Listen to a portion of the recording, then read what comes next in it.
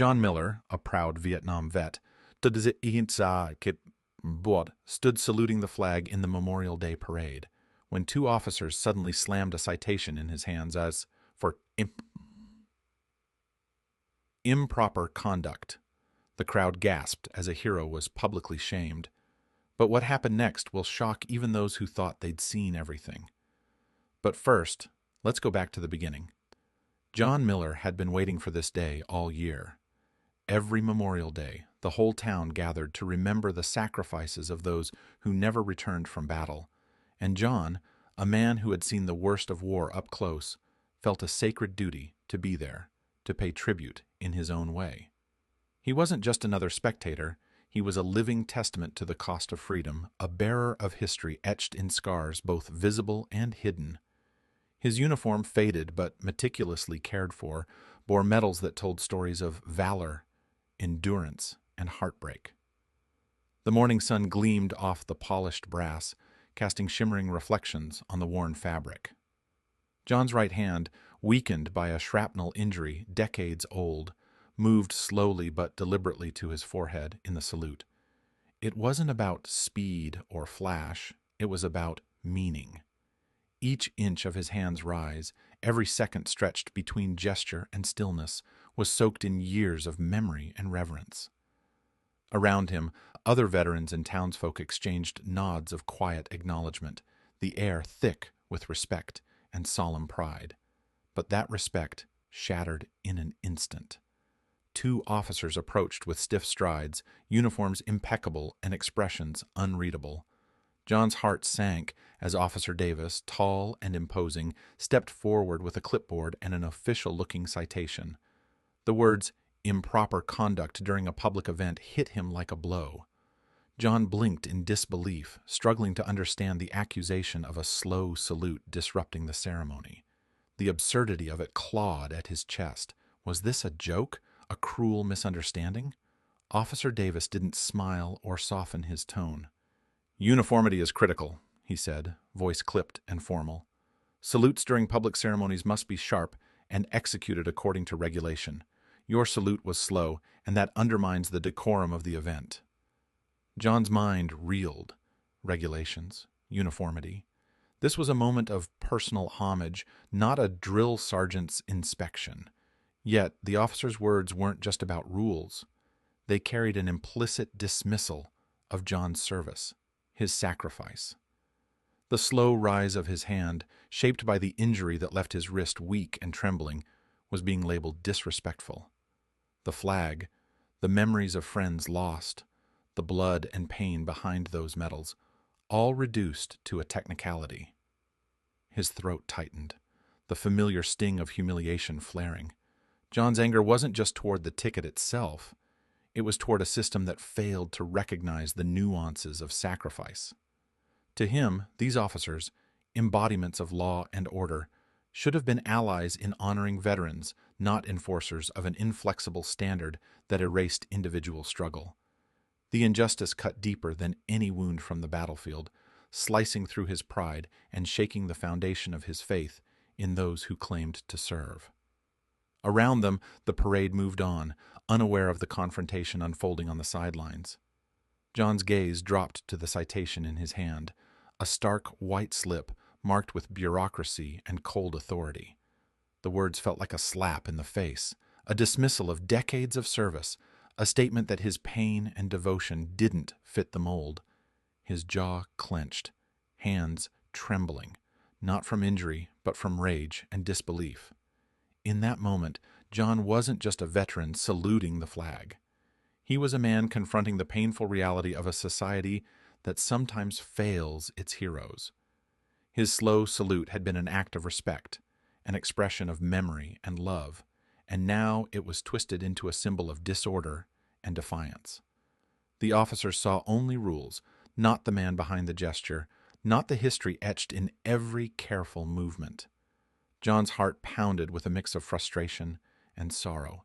He knew this wasn't about a slow salute. It was about recognition, about being seen and honored for who he truly was. The cold enforcement felt like a barrier, a wall between his lived experience and the world's expectations. And in that divide, John felt the sharp sting of betrayal from those he thought would stand beside him. The parade's music faded into the background as John stood there, clutching the citation like a wound.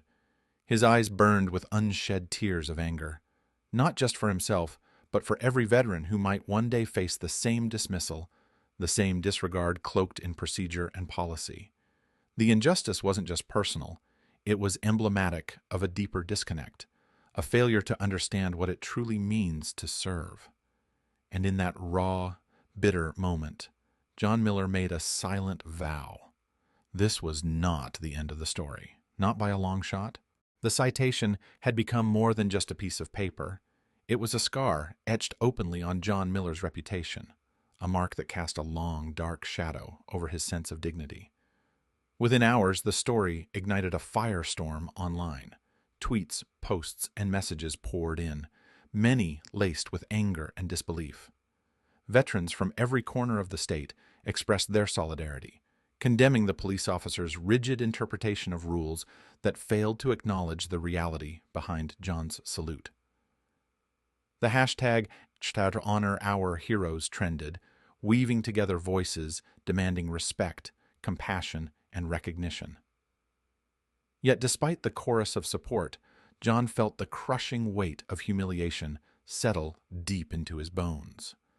The ticket wasn't just a fine, it was a public judgment that belittled a lifetime of sacrifice. He scrolled through social media with a mix of relief and pain. Comments flooded in, some from people who barely knew him but understood the sting of being misunderstood, others from comrades who had stood shoulder to shoulder with him in battlefields far from home. Still, the city's response remained an unyielding wall. Officials refused to revoke the citation, citing the officer's adherence to strict regulations. The bureaucracy moved like a cold machine, indifferent to the stories behind the uniform or the wounds that shaped each veteran's unique way of showing respect. The irony gnawed at John. Here he was, a man who had fought in a brutal war, enduring hardship and loss, now being punished for an act of reverence. Each refusal to reconsider felt like a slap, eroding the trust he had placed in the institutions meant to protect not just law and order, but the dignity of those who served. The humiliation cut sharper because it wasn't a misunderstanding among strangers. It was an official declaration that his history, his pain, and his personal way of honoring fallen comrades were invalid. He remembered the faces of his friends from Vietnam, young men who had never returned, whose memory he carried in every salute, every beat of his heart. The ticket seemed to mock those memories, reducing years of sacrifice to an infraction on parade day. The thought of standing before that citation, a tangible symbol of disrespect, made him ache with a quiet sorrow that few could see beneath his grizzled exterior. Then came the unexpected.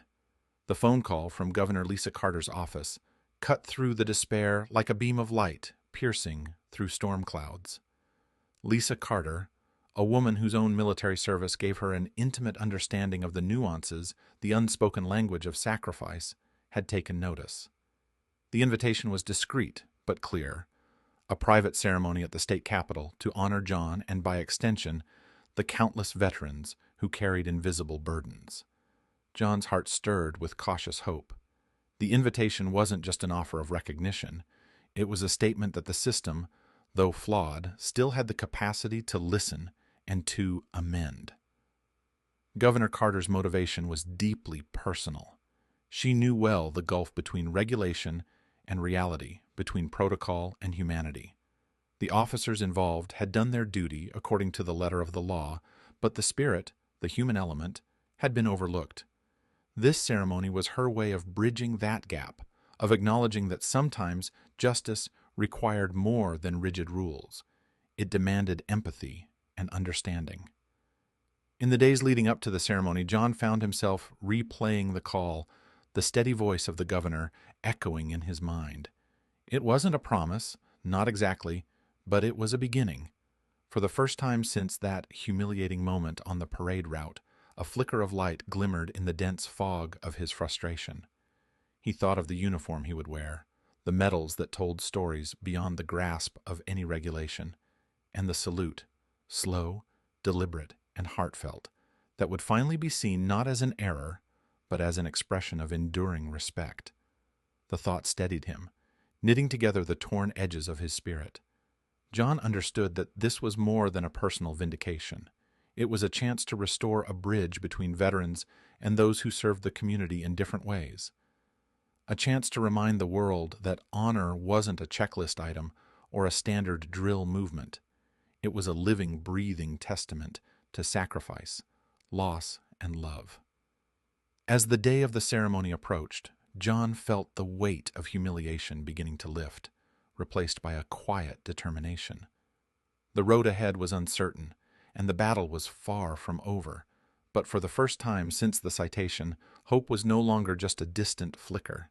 It was a flame, growing steadily brighter.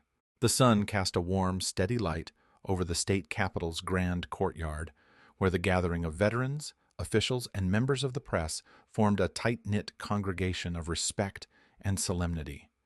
The air was thick with unspoken stories of battles fought, comrades lost, and sacrifices etched into the fabric of the nation's memory.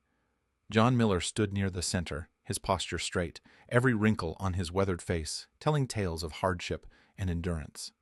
His old military uniform, worn with pride and patched with decades of history, gleamed beneath the afternoon sun. The medals pinned long ago reflected not just service, but a lifetime devoted to ideals larger than himself. Governor Lisa Carter stepped forward with a purposeful grace, her uniform a subtle reminder of her own military past. Her voice was steady, carrying the weight of conviction and a deep understanding born from shared experience. She spoke first of John's courage, not only on distant battlefields, but in the face of an unexpected trial here at home. Her words pierced the quiet, like a clarion call to justice and dignity, underscoring the stark contrast between rigid protocol and the human spirit it sometimes failed to honor. As she reached for the prestigious medal, the room held its collective breath. The gleaming insignia was more than a decoration. It was a tangible reaffirmation of John's lifelong commitment, a public restoration of respect that had been momentarily stripped away. With deliberate care, Governor Carter pinned the medal on John's chest, the medal catching the light as if to symbolize the radiant resilience beneath his stoic exterior. The gesture was simple, yet profound. A silent testament that the slow salute once condemned now stood as a beacon of honor. Tears welled in John's eyes, unbidden and powerful. They were not tears of weakness, but of overwhelming relief and vindication, emotions that had long simmered beneath a surface hardened by years of sacrifice. In that moment, the humiliation of the citation dissolved, replaced by a surge of pride and belonging that rippled through the crowd. Veterans nodded solemnly, some with tears of their own, recognizing a shared journey of pain and perseverance. The community, once fractured by misunderstanding, now coalesced in unified support, their voices rising in quiet applause. Governor Carter's announcement followed, a decisive move that extended far beyond this ceremony. She declared a new directive mandating that respect for veterans would take precedence in all future public ceremonies. Protocols would be reviewed, scrutinized, and revised, not to erode discipline, but to embrace the humanity of those who served. Her promise was clear. No veteran would face the same indignity John endured. No act of reverence would be dismissed as mere formality. This proclamation transformed the event from a personal victory into a broader movement. It challenged the community to reconsider how it honored those who bore the scars of conflict, urging an evolution from rigid conformity to compassionate recognition. The air seemed charged with renewed purpose, as if the collective spirit of those present was rekindled by the possibility of meaningful change. John's gaze swept across the faces around him, friends, strangers, officials, each reflecting a piece of his own journey. He understood now that his slow salute, once mocked and penalized, had become more than a gesture. It was a symbol of resilience and unwavering honor. It spoke not only to his own experience, but to every veteran who had ever felt unseen or undervalued, every individual whose sacrifices had been overshadowed by bureaucracy. In that shining moment, John felt a profound truth settle within him, that even when crushed beneath the weight of injustice, hope could rise again. Truth, like steel tempered by fire, would endure. The ceremony was a testament to the power of persistence, of standing firm when the world seemed to turn its back. It was a reminder that dignity could never be taken by others. It was something each person held within, waiting for the right moment to be acknowledged. As the ceremony drew to a close, John lowered his eyes briefly to touch the medal resting against his chest. It was heavy, not just with metal, but with meaning, a tangible emblem of triumph forged through pain, resilience, and the unwavering spirit of a man who refused to be broken. Around him, the applause swelled once more, a chorus of affirmation that carried far beyond the courtyard walls, into the hearts of those who would remember this day, not just as a victory for John Miller, but as an inspiration for all who dare to stand for justice and honor.